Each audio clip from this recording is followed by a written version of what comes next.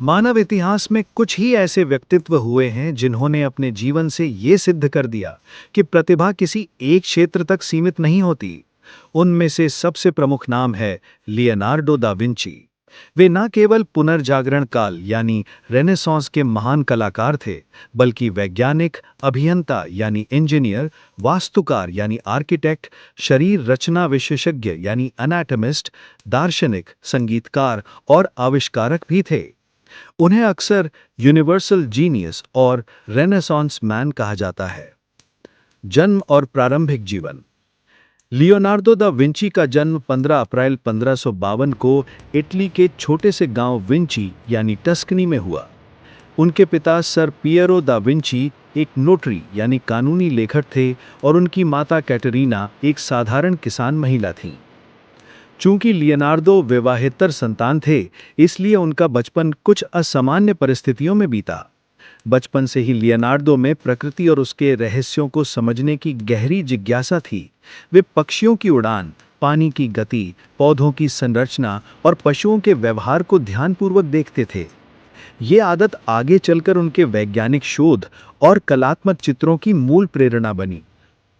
शिक्षा और कलात्मक प्रशिक्षण। 14 वर्ष की आयु में लियोनार्डो को प्रसिद्ध चित्रकार और मूर्तिकार आंद्रिया देल वेरोकियो की कार्यशाला में प्रशिक्षु बना दिया गया। यहीं पर उन्होंने चित्रकला, मूर्तिकला, यांत्रिक शिल्प, धातु कला और रसायन विज्ञान की बारीकियां सीखीं। कहा जाता है कि वेरोकियो ने जब लियोनार्डो की बनाई हुई एक चित्रकृति देखी तो उन्होंने मान लिया कि उनका शिष्य उनसे आगे निकल गया है। कला के क्षेत्र में योगदान। मोनालिसा।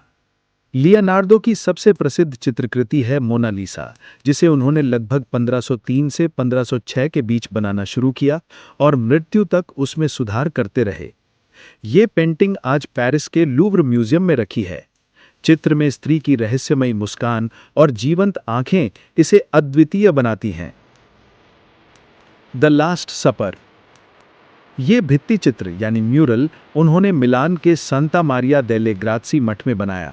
इसमें यीशु मसीह के अंतिम भोजन का दृश्य है।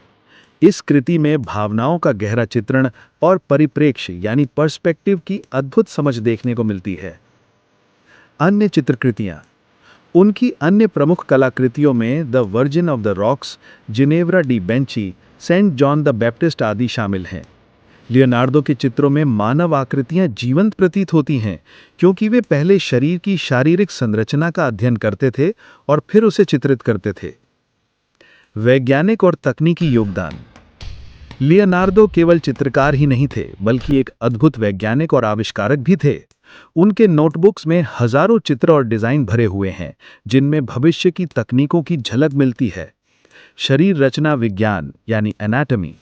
उन्होंने दर्जनों मानव शरीरों का विच्छेदन करके उनकी हड्डियों, मांसपेशियों और अंगों के अत्यंत सटीक चित्र बनाए। ये चित्र आधुनिक चिकित्सा विज्ञान की नींव माने जाते हैं। यांत्रिक डिजाइन। उड़ने वाली मशीनें यानी फ्लाइंग मशीन्स, हेलीकॉप्टर का प्रारूप, टैंक और युद्धक मशीनों के डिजाइन, पुल, जल निकासी और सिंचाई प्रणालियां। विज्ञान और गणित। लियोनार्डो ने प्रकाश, छाया, दर्पण, ध्वनि और जल प्रवाह जैसे विषयों पर गहन अध्ययन किया। उनकी जिज्ञासा इतनी गहरी थी कि वे हर वस्तु के पीछे छिपे वैज्ञानिक सिद्धांत को समझने की कोशिश करते थे। पुनर्जागरण काल और लियोनार्डो। लियोनार्डो दा विंची का जीवन रेनेसांस यानी 14वीं से 17वीं शताब्दी का प्रतीक है। ये वो काल था जब यूरोप में कला, विज्ञान और साहित्य का नया जागरण हुआ। लियोनार्डो ने न केवल इस जागरण में भाग लिया, बल्कि उसे नई ऊंचाइयों तक पहुंचाया। उन्हें अक्सर मानव इतिहास का सबसे बहुमुखी प्रतिभावान व्यक्ति कहा जाता है। अंतिम जीवन और मृत्यु।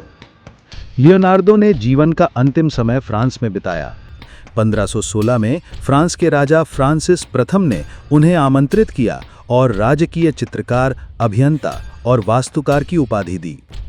2 मई 1519 को अम्बोइस, फ्रांस में उनका निधन हुआ। अगर आपको ये वीडियो पसंद आया हो तो इस चैनल को सब्सक्राइब करना मत भूलिएगा। Thank you.